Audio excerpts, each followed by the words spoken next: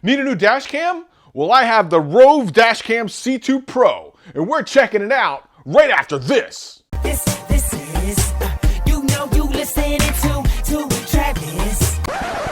What up, players? Welcome back. And for all you new people, welcome. My name's Travis and I do tech videos every single week and I have a blast doing them. If that sounds fun to you, sit back, relax, and enjoy the video. Everything I talk about will be in the description below, so make sure to check that out. But for now, let's get into the video. A couple months back, I did a review on the Dashcam A1 from Roav. And at first, I didn't really know what the point of a dashcam was, but I actually like them now. And I think they're actually really important and pretty critical for most people who drive to have one installed into their car. And I had a little bit of fun with them like I do with all my videos. Shout out to this guy who thinks I have too much fun, apparently. Or I'm too old. Or I'm too old to have fun. Or something. I'm not even sure. By the way, how old am I? Shout out to Anker for sending me over the Dashcam C2 Pro.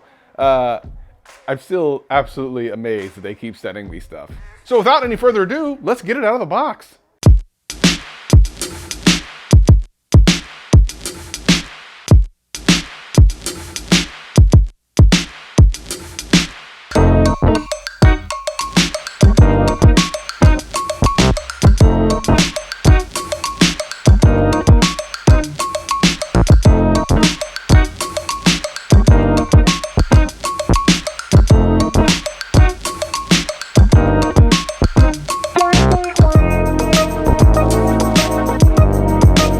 So here it is, the C2 Pro. Now when I first heard the name C2 Pro, I actually thought maybe the Pro was talking about the fact that it was higher than 1080p, but it's not.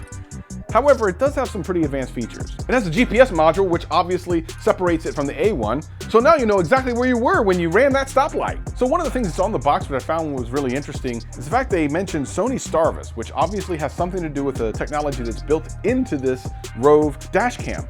I find it interesting because they're talking about a different manufacturer's technology, and you don't tend to do that unless there's something spectacular about it. So Starvis is a back illuminated pixel technology, which means, I'm not really sure what that means. Actually, what it means is you should get brighter pictures in the dark, which is great for a dash cam because obviously when you're doing night driving, you need to be able to see everything in case you get into an accident or you see something and you need to go back and review the footage. One of the great things that they put into the package is a 32 gig micro SD card. That's great. That means you can save a little money, not have to buy some more. And at 1080p, that's good for 320 minutes, which is about 2 hours worth of footage. So what happens when you run out of space? Well, it'll just record over the oldest video on the card. And if you need to save something, there's a button for that. So that way you don't have to worry about recording over something that you need to keep.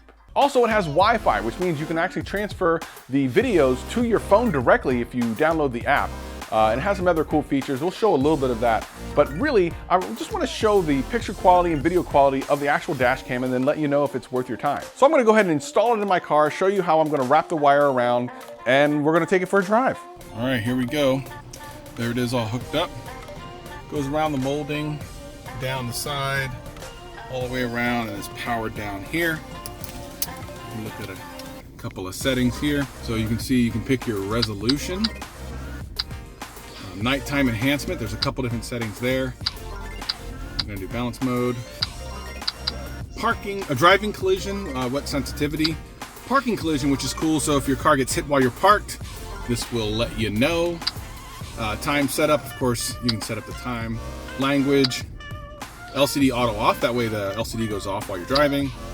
And parking LCD on, so people can see that you have a camera. So, let's go ahead and let's drive.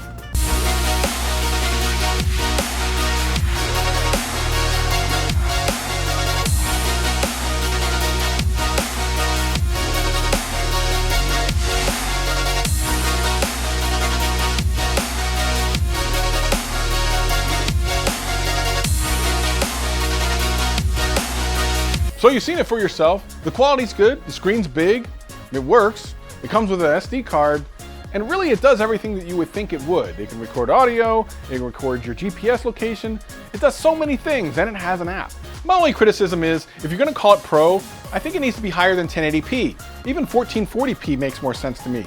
4K for sure, you can call that one Pro all day long. Look, I know a couple months ago I didn't understand the point of having a dash cam, but I've totally changed my mind.